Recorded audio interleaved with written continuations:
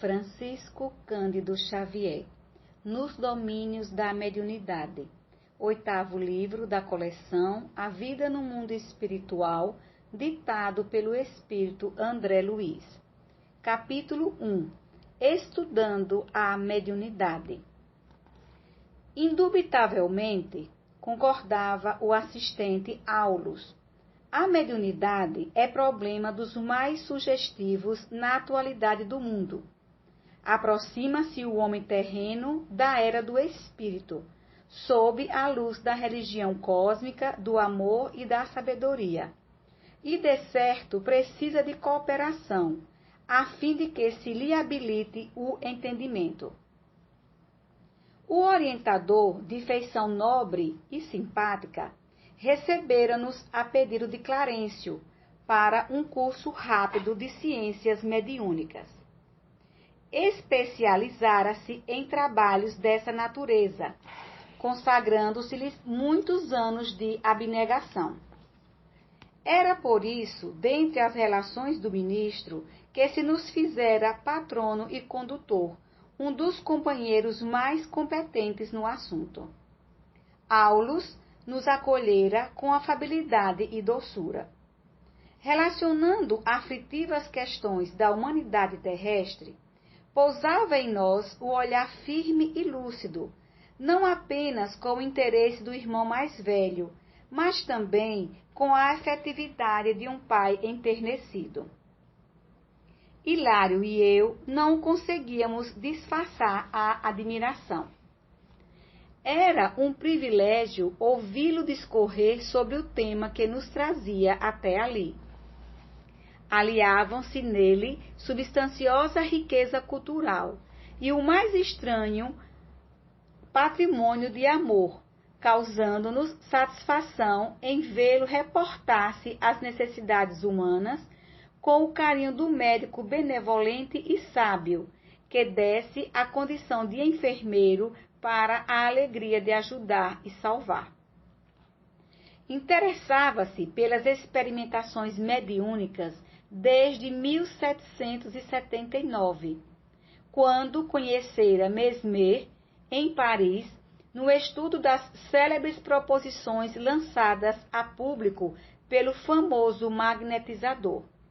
Reencarnando no início do século passado, apreciara de perto as realizações de Allan Kardec na codificação do Espiritismo e privara com Carragner e Balzac, com Teófilo, Gurdier e Victor Hugo, acabando seus dias na França, depois de vários decênios consagrados à mediunidade e ao magnetismo nos moldes científicos da Europa. No mundo espiritual, prosseguiu no mesmo rumo, observando e trabalhando em seu apostolado educativo.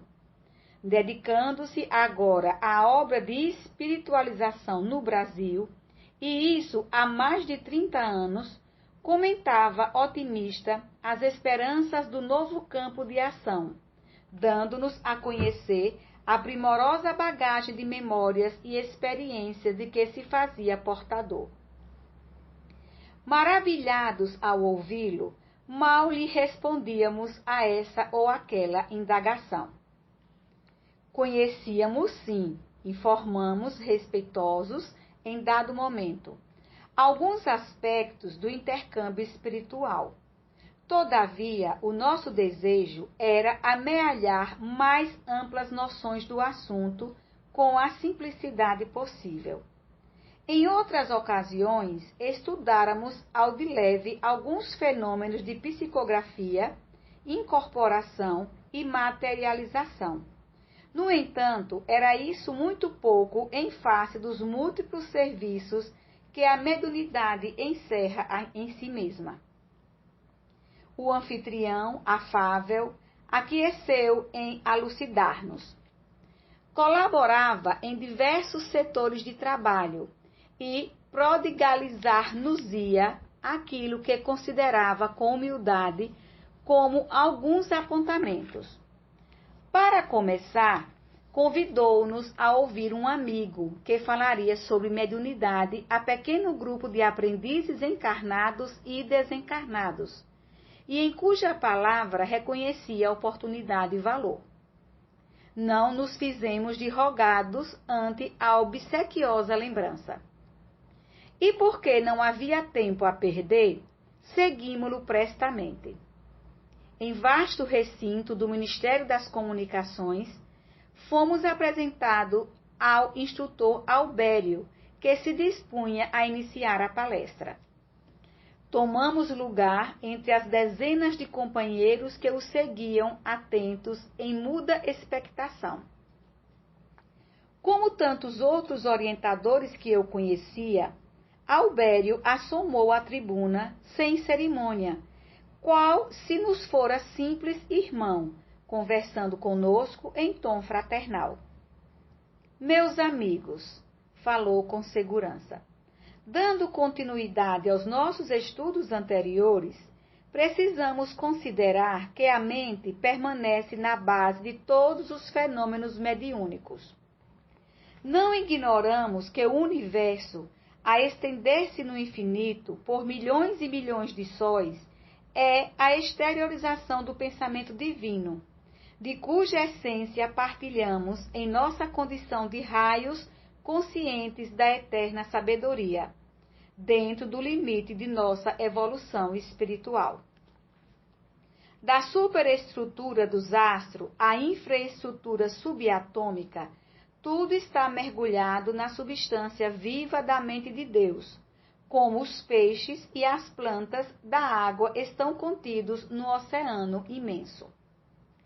Filhos do Criador, dele herdamos a faculdade de criar e desenvolver, nutrir e transformar. Naturalmente, circunscritos nas dimensões conceptuais em que nos encontramos, embora na insignificância de nossa posição comparada à glória dos espíritos que já atingiram a angelitude, podemos arrojar de nós a energia atuante do próprio pensamento, estabelecendo em torno de nossa individualidade o ambiente psíquico que nos é particular. Cada mundo possui o campo de tensão eletromagnética que lhe é próprio, no teor de força gravítica em que se equilibra, e cada alma se envolve no círculo de forças vivas que lhe transpiram do hálito mental, na esfera de criaturas a que se emana, em obediência às suas necessidades de ajuste ou crescimento para a imortalidade. Cada planeta revoluciona na órbita que lhe é assinalada pelas leis do equilíbrio, sem ultrapassar as linhas de gravitação que lhe dizem respeito. E cada consciência envolve no grupo espiritual a cuja movimentação se subordina. Somos, pois, vastíssimo conjunto de inteligências, sintonizadas no mesmo padrão vibratório de percepção, integrando um todo, constituído de alguns bilhões de seres, que formam, por assim dizer, a humanidade terrestre. Compondo assim apenas humilde família, no infinito concerto da vida cósmica em que cada mundo guarda somente determinada família da humanidade universal, conhecemos por enquanto simplesmente as expressões da vida que nos fala mais de perto, limitados ao degrau de conhecimento que já escalamos. Dependendo dos nossos semelhantes, em nossa trajetória para a vanguarda evolutiva, a maneira dos mundos que se deslocam no espaço, influenciados pelos astros que os cercam, agimos e reagimos uns sobre os outros, por intermédio da energia mental em que nos renovamos constantemente, criando, alimentando e destruindo formas e situações, paisagens e coisas, na estruturação dos nossos destinos. Nossa mente é dessarte um núcleo de forças inteligentes, gerando plasma sutil que a exteriorizar-se incessantemente de nós, oferece recursos de objetividade às figuras de nossa imaginação, sob o comando de nossos próprios desígnios. A ideia é um ser organizado por nosso espírito, a que o pensamento dá forma e ao qual a vontade imprime movimento e direção. Do conjunto de nossas ideias resulta a nossa própria existência. O orador fez pequeno intervalo, que ninguém ousou interromper, e prosseguiu comentando. Segundo é fácil de concluir, todos os seres vivos respiram na onda de psiquismo dinâmico, que lhe é peculiar, dentro das dimensões que lhes são características ou na frequência que lhes é própria. Esse psiquismo independe dos centros nervosos, uma vez que, fluindo da mente, é ele que condiciona todos os fenômenos da vida orgânica em si mesma. Examinando, pois, os valores anímicos como faculdade de comunicação entre os espíritos, qualquer que seja o plano em que se encontrem, não podemos perder de vista o mundo mental do agente e do recipiente, porquanto, em qualquer posição mediúnica, a inteligência receptiva está sujeita às possibilidades e à coloração dos pensamentos em que vive, e a inteligência emissora já submetida aos limites e às interpretações dos pensamentos que é capaz de produzir. Um hotentote desencarnado, comunicando-se com um sábio terrestre, ainda jungindo ao envoltório físico, não lhe poderá oferecer notícias outras, além dos assuntos triviais em que se lhe desdobraram no mundo as experiências primitivistas. E um sábio, sem um indumento carnal, entrando em relação com um hotentote, ainda colado ao seu habitat africano, não conseguirá facultar-lhe cooperação imediata, senão no trabalho embrionário, em que se lhe encravam os interesses mentais, como sejam o auxílio a um rebanho bovino ou a cura de males do corpo denso. Por isso mesmo, o hotentote não se sentiria feliz na companhia do sábio, e o sábio, a seu turno, não se demoraria com o hotentote, por falta desse alimento quase imponderável a que podemos chamar vibrações compensadas. É da lei que nossas maiores alegrias sejam recolhidas ao contato daqueles que, compreendendo-nos, permutam conosco valores mentais de qualidades idênticas aos nossos, assim como as árvores oferecem maior coeficiente de produção se colocadas entre companheiras da mesma espécie, com as quais trocam seus princípios germinativos. Em mediunidade, portanto, não podemos olvidar o problema da sintonia. Atraímos os espíritos que se afinam conosco, tanto quanto somos por eles atraídos. E se é verdade que cada um de nós somente pode dar conforme o que tem, é indiscutível que cada um recebe de acordo com aquilo que dá.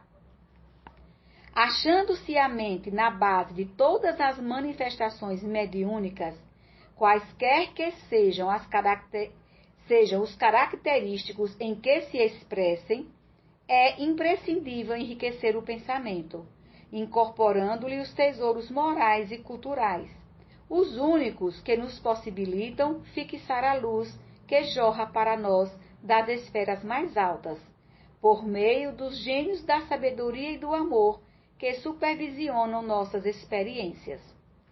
Procederam acertadamente aqueles que compararam nosso mundo mental a um espelho. Refletimos as imagens que nos cercam e arremessamos na direção dos outros as imagens que criamos. E como não podemos fugir ao imperativo da atração, somente retrataremos a claridade e a beleza se instalarmos a beleza e a claridade no espelho de nossa vida íntima. Os reflexos mentais, segundo a sua natureza, favorecem-nos a estagnação ou nos impulsionam a jornada para a frente, porque cada criatura humana vive no céu ou no inferno que edificou para si mesma, nas reentrâncias do coração e da consciência, independentemente do corpo físico, porque, observando a vida em sua essência de eternidade gloriosa, a morte vale apenas como transição entre dois tipos da mesma experiência no hoje imperecível. Vemos a mediunidade em todos os tempos, em todos os lugares da massa humana. Missões santificantes e guerras destruidoras, tarefas nobres e obsessões pérfidas guardam origem nos reflexos da mente individual ou coletiva, combinados com as forças sublimadas ou degradantes dos pensamentos de que se nutrem. Saibamos, assim, cultivar a educação, aprimorando-nos cada dia. Médiuns somos todos nós, nas linhas de atividade em que nos situamos. A força psíquica, nesse ou naquele teor de expressão, é peculiar a todos os seres. Mas não existe aperfeiçoamento mediúnico sem acrisolamento da individualidade. É contraproducente intensificar a movimentação da energia sem disciplinar-lhe os impulsos.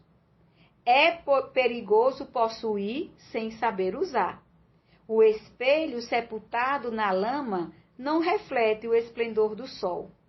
O lago agitado não retrata a imagem da estrela que jaz no infinito. Elevemos nosso padrão de conhecimento pelo estudo bem conduzido e apuremos a qualidade de nossa emoção pelo exercício constante das virtudes superiores, se nos propomos recolher a mensagem das grandes almas.